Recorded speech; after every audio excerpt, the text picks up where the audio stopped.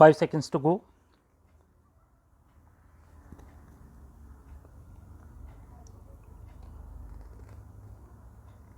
Start.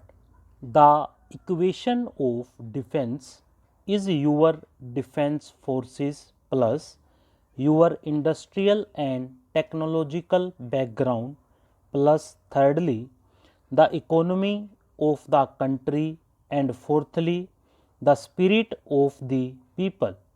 Looking at the countries of the world, there are only two at the present moment which may be termed from the military point of view absolutely in the front rank. There are many other countries in between. Where do we come in the picture? Here we are backward technologically and industrially, and yet except for Japan probably more industrialized at the present moment than any other country in Asia. I am leaving out the Soviet territories and even in regard to China, which is making great progress.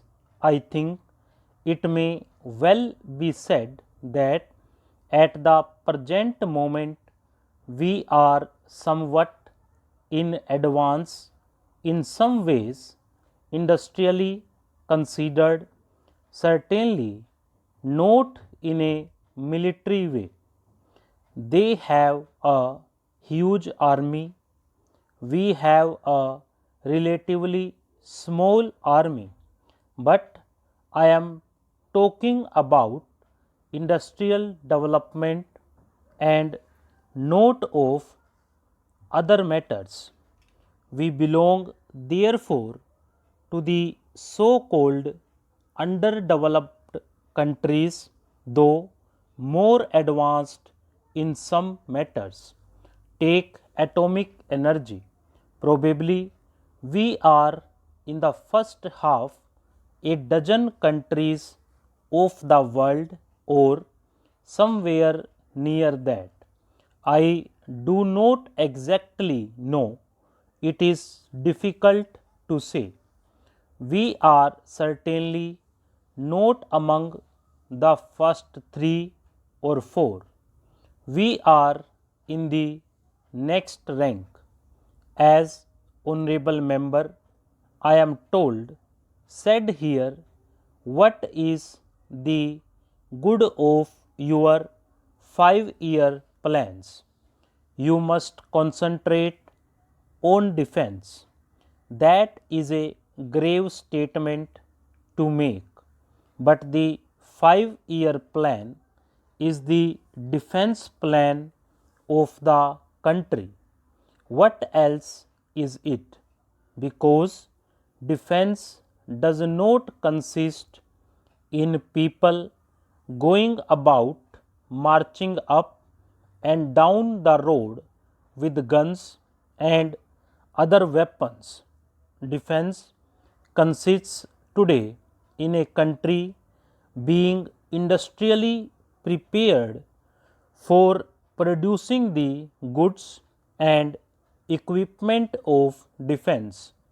The right approach to defense is to avoid having unfriendly relations with other countries.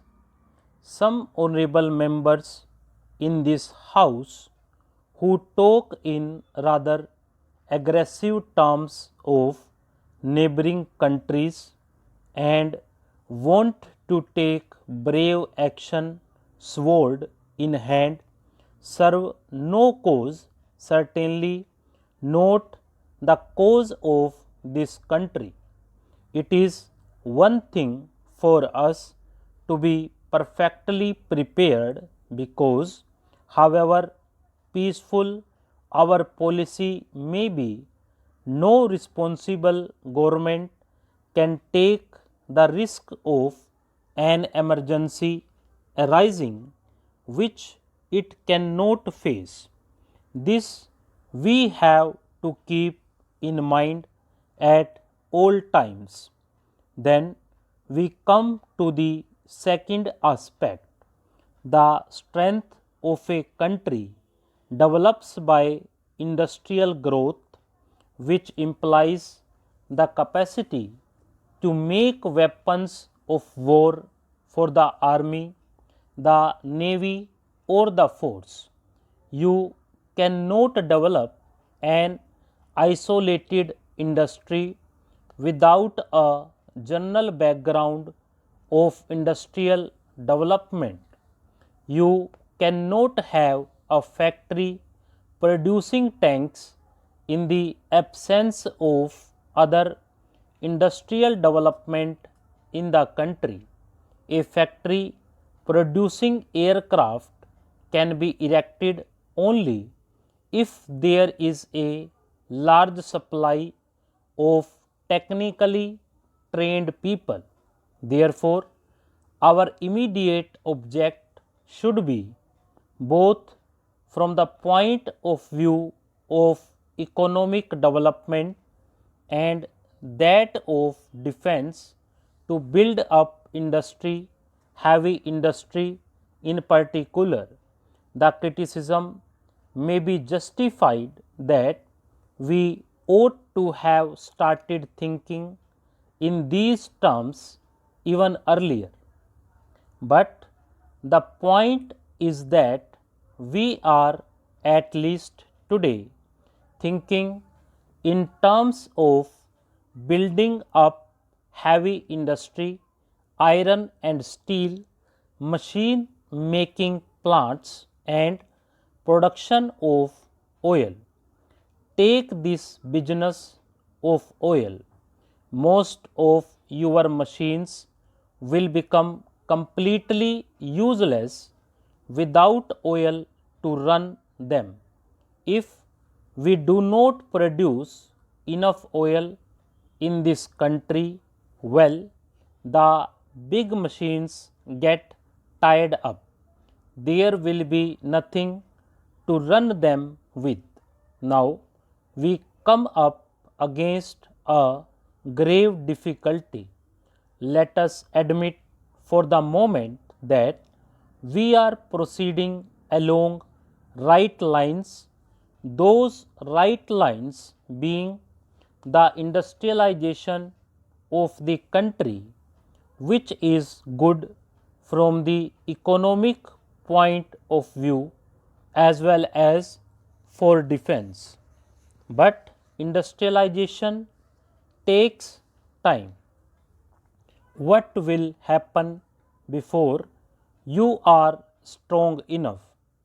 You may get knocked down in the course of the next 10 years, and all you saying we are not ready for an attack will not prevent the enemy from attacking you. This is a difficult problem that every country has to face, to balance immediate danger with consideration of better security later on.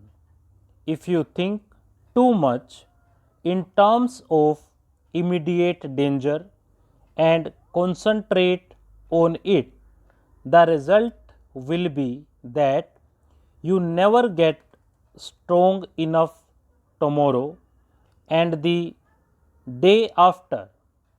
Your resources are being spent not in productive ways, not in the growth of real strength, but in temporary strength which you buy or borrow from others.